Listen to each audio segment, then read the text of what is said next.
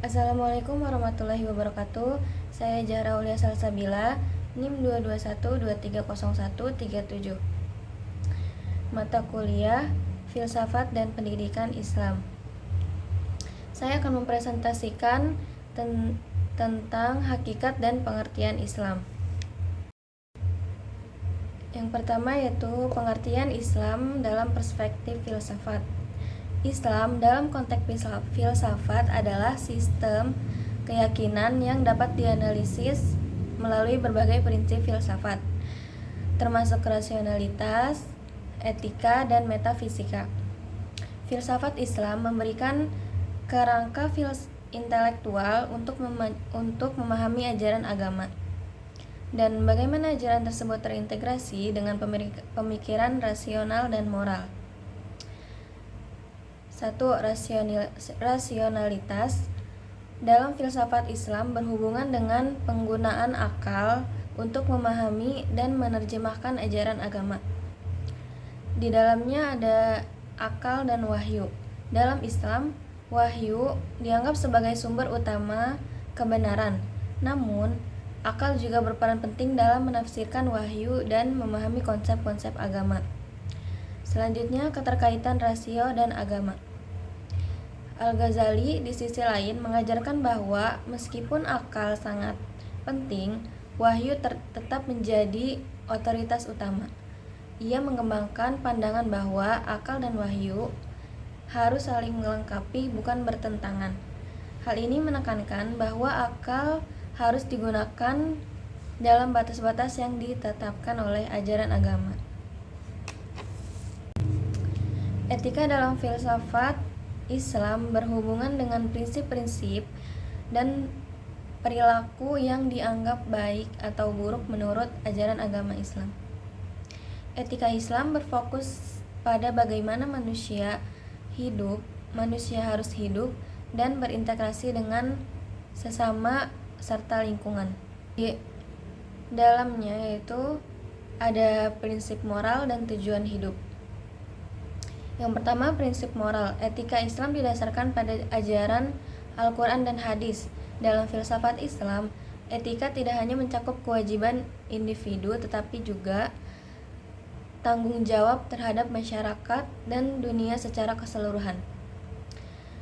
Yang kedua, ada tujuan hidup. Dalam pandangan etika Islam, tujuan hidup manusia adalah untuk menyembah Tuhan dan hidup dengan cara yang baik. Lalu yang ketiga, metafisika. Metafisika dalam filsafat Islam berkaitan dengan studi tentang hakikat realitas dan eksistensi. Metafisika Islam mencakup pandangan tentang Tuhan, ciptaan, dan hubungan antara keduanya. Di dalamnya ada hakikat Tuhan dan hubungan antara Tuhan dan ciptaan. Yang pertama, hakikat Tuhan. Dalam pandangan metafisika Islam, Tuhan adalah satu-satunya yang Maha Esa, Maha Kuasa, dan tidak bisa disamakan dengan apapun yang ada di dunia ini. Konsep ini dikenal sebagai tauhid yang menegaskan keesaan Tuhan dan ketidakmungkinan membandingkannya dengan ciptaan. Yang kedua, hubungan antara Tuhan dan ciptaan. Metafisika Islam juga membahas hubungan antara Tuhan dan ciptaannya, termasuk manusia. Manusia dipandang sebagai makhluk yang memiliki akal dan tanggung jawab moral. Konsep ini juga mencakup pandangan tentang akhirat, tujuan hidup manusia, dan hubungan antara dunia fisik dan spiritual. Pembahasan yang kedua yaitu hakikat Islam, keharmonisan antara akal dan wahyu. Dalam Islam, akal dan wahyu merupakan dua sumber utama pengetahuan. Keduanya memiliki peran penting dan dianggap saling melengkapi, bukan bertentangan. Berikut adalah cara Islam mendamaikan akal dan wahyu. Yang pertama, wahyu dalam Islam adalah pesan langsung dari Tuhan yang disampaikan oleh nabi-nabinya, terutama Nabi Muhammad. Wahyu dalam Islam berisi petunjuk, hukum, dan ajaran tentang bagaimana manusia harus hidup. Di antaranya ada sumber kebenaran dan Al-Quran, hadis. Yang kedua, akal dalam Islam. Akal adalah kemampuan berpikir rasional dan logis yang dimiliki manusia. Dalam Islam, akal dipandang sebagai alat untuk memahami, menafsirkan, dan mengaplikasikan wahyu. Pemahaman dan interpretasi. Akal digunakan untuk memahami teks-teks wahyu dan menerapkannya dalam konteks kehidupan sehari-hari. Pentingnya akal. Islam mengajarkan bahwa akal adalah karunia Tuhan yang harus digunakan untuk mencari pengetahuan dan memahami kebenaran. Yang ketiga, keharmonisan antara akal dan wahyu. Islam berusaha mendamaikan antara akal dan wahyu dengan prinsip bahwa keduanya harus saling melengkapi, bukan bertentangan. Berikut adalah beberapa cara di mana harmonisasi ini dicapai. Yang pertama, kesesuaian dan konsistensi. Islam percaya bahwa wahyu dan akal pada dasarnya tidak akan bertentangan. Yang kedua, peran akal dan penafsiran. Akal memainkan peran penting dalam menafsirkan wahyu. Pembahasan yang ketiga, ontologi Islam dalam filsafat pendidikan. Ontologi Islam dalam filsafat pendidikan adalah pembahasan tentang bagaimana Islam melihat hakikat realitas, baik yang terlihat maupun yang tak terlihat. Dan bagaimana pandangan ini memengaruhi tujuan pendidikan. Ontologi adalah cabang filsafat yang mempelajari hakikat keberadaan atau realitas. Dalam filsafat Islam, ontologi melibatkan pemahaman tentang dua jenis realitas, yaitu realitas fisik dan realitas metafisik.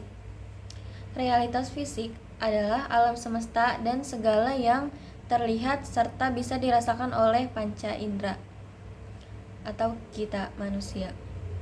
Yang kedua, realitas metafisik, segala sesuatu yang tidak dapat dilihat oleh panca indera seperti Tuhan, jiwa, dan akhirat. Lalu hakikat realitas. Dalam Islam, realitas tidak hanya terbatas pada dunia material. Ontologi Islam melihat alam semesta sebagai ciptaan Allah. Dan segala sesuatu yang ada di dunia ini adalah tanda-tanda kebesarannya. Quran Surat Al-Imran ayat 190-191.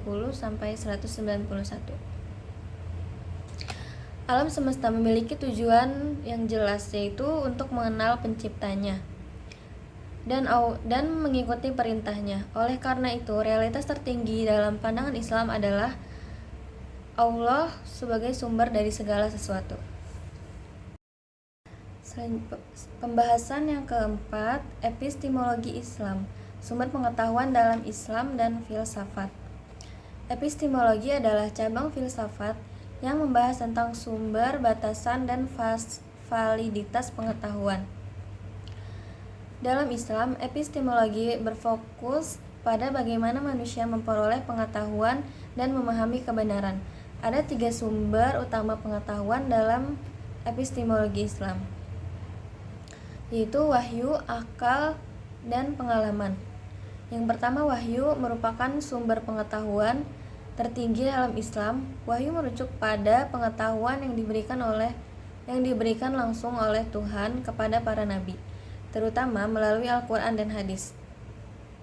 Wahyu memberikan panduan moral, spiritual, dan hukum yang tidak dapat dipahami hanya melalui akal atau pengalaman. Yang kedua, akal. Akal adalah kemampuan berpikir dan bernalar yang diberikan oleh Tuhan kepada manusia. Dalam epistemologi Islam, akal memiliki peran penting dalam memahami dunia fisik, mengembangkan ilmu pengetahuan, dan menafsirkan wahyu. Yang ketiga, pengalaman. Pengalaman adalah pengetahuan yang diperoleh melalui pengalaman langsung, percobaan, dan interaksi dengan dunia fisik. Ilmu empiris seperti sains memainkan peran penting dalam memahami ciptaan Tuhan dan memanfaatkan sumber daya alam untuk kesejahteraan manusia. Dalam filsafat pendidikan Islam, pengetahuan empiris dianggap penting, tetapi harus ditempatkan dalam konteks yang lebih luas yang dipandu oleh wahyu dan akal. Sains dan teknologi dapat membantu manusia meningkatkan kualitas hidup, tetapi mereka harus digunakan dengan etika dan nilai-nilai sebagai pedoman.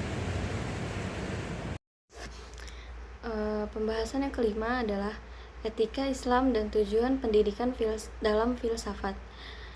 Yang pertama, etika Islam, pengertian dan prinsip dasar.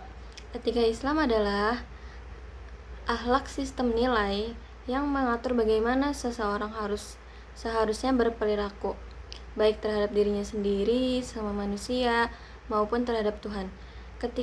Etika Islam berakar dari wahyu Allah terdapat dalam Al-Quran dan hadis, serta ajaran para ulama. Dalam Islam, setiap perbuatan manusia akan dipertanggungjawabkan di hadapan Tuhan, sehingga moralitas bukan hanya urusan sosial tetapi juga spiritual. Yang kedua ada tujuan pendidikan dalam Islam. Dalam filsafat pendidikan Islam, tujuan utama pendidikan adalah untuk membentuk manusia yang tidak hanya cerdas secara intelektual, tetapi juga memiliki akhlak yang mulia dan menjalani hidup sesuai dengan prinsip-prinsip Islam. Beberapa tujuan utama pendidikan dalam Islam adalah: yang pertama takwa, kedua pengembangan akhlak mulia, yang ketiga ilmu pengetahuan dan keterampilan, dan yang keempat keseimbangan dunia dan akhirat. Yang pertama itu takwa. Pendidikan bertujuan untuk menanamkan ketakwaan, yaitu kepatuhan dan kesadaran penuh terhadap Allah dalam setiap aspek kehidupan. Yang kedua, pengembangan akhlak mulia. Pendidikan Islam berfokus pada pembentukan akhlak yang baik, serta peserta didik mampu berperilaku sesuai dengan ajaran Islam. Yang ketiga ada ilmu pengetahuan dan keterampilan. Selain mengembangkan akhlak, pendidikan juga bertujuan untuk membekali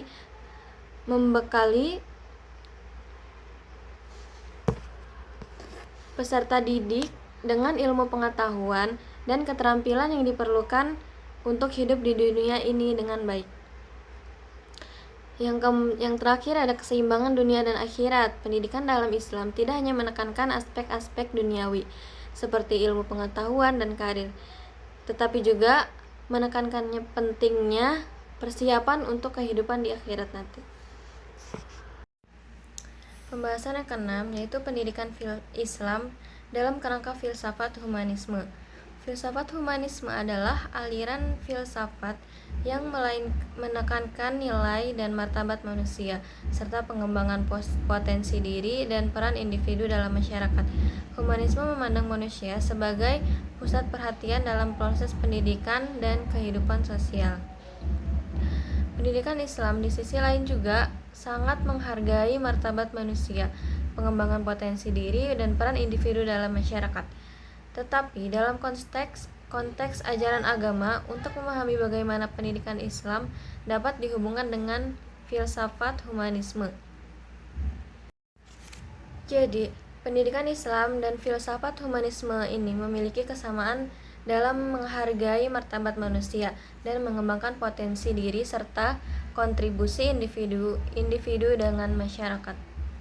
Namun, pendidikan Islam melibatkan perspektif religius yang mengintegrasikan pengembangan pribadi dengan nilai-nilai spiritual dan moral. Lalu pembahasan yang ketujuh, yang terakhir, Islam dan filsafat tentang tujuan hidup dan pendidikan. Tujuan hidup adalah konsep sentral dalam banyak tradisi, filsafat, dan agama, termasuk Islam. Dalam Islam, tujuan hidup berhubungan erat dengan pemahaman tentang penciptaan manusia, tujuan eksistensi mereka di dunia ini, dan apa yang diharapkan untuk dicapai di akhirat nanti. Yang pertama, tujuan hidup menurut Islam. Dalam Islam, tujuan hidup manusia secara fundamental berkisar pada ibadah kepada Tuhan dan menjalankan amanah tanggung jawab sebagai khalifah di bumi.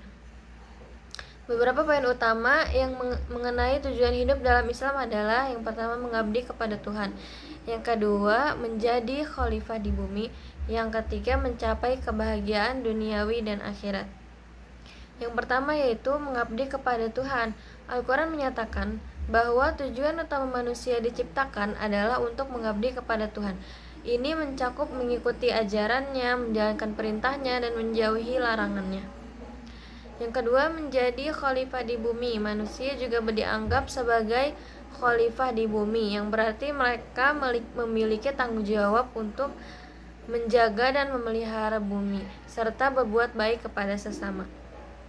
Yang terakhir, mencapai kebahagiaan duniawi dan akhirat, yaitu tujuan hidup dalam Islam adalah mencapai kebahagiaan baik di dunia maupun di akhirat.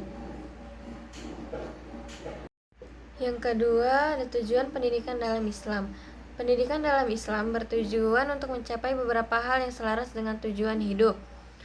Pengembangan spiritual dan moral. Pendidikan Islam bertujuan untuk mengembangkan keimanan dan akhlak yang baik. Ini berarti mendidik individu tidak hanya dalam pengetahuan akademik, tetapi juga dalam nilai-nilai moral dan spiritual. Peningkatan kualitas hidup duniawi. Pendidikan juga diharapkan dapat meningkatkan kualitas hidup duniawi melalui pengembangan keterampilan dan pengetahuan yang bermanfaat. Yang ketiga, filsafat dan tujuan hidup. Filsafat sering memberikan wawasan tambahan tentang tujuan hidup dan bagaimana pendidikan berperan dalam mencapainya. Filsafat eksistensialis seperti yang dikatakan oleh Jean-Paul Sartre dan Albert Camus, menekankan pencarian makna dan bertujuan hidup melalui pengalaman pribadi dan pilihan. Dalam konteks pendidikan Islam, filsafat eksistensial dapat membantu individu memahami pentingnya dan memilih dan menjalani hidup sesuai dengan ajaran agama serta menemukan makna dalam tindakan mereka. Filsafat utilitarianisme yang dikembangkan oleh Jeremy Bentham dan John Stuart Mill menekankan pencapaian kebahagiaan terbesar bagi jumlah orang terbanyak. Dalam konteks pendidikan Islam, ini dapat diterjemahkan sebagai tanggung jawab untuk mengembangkan pengetahuan dan keterampilan yang tidak hanya bermanfaat bagi diri sendiri, tetapi juga bagi masyarakat secara umum.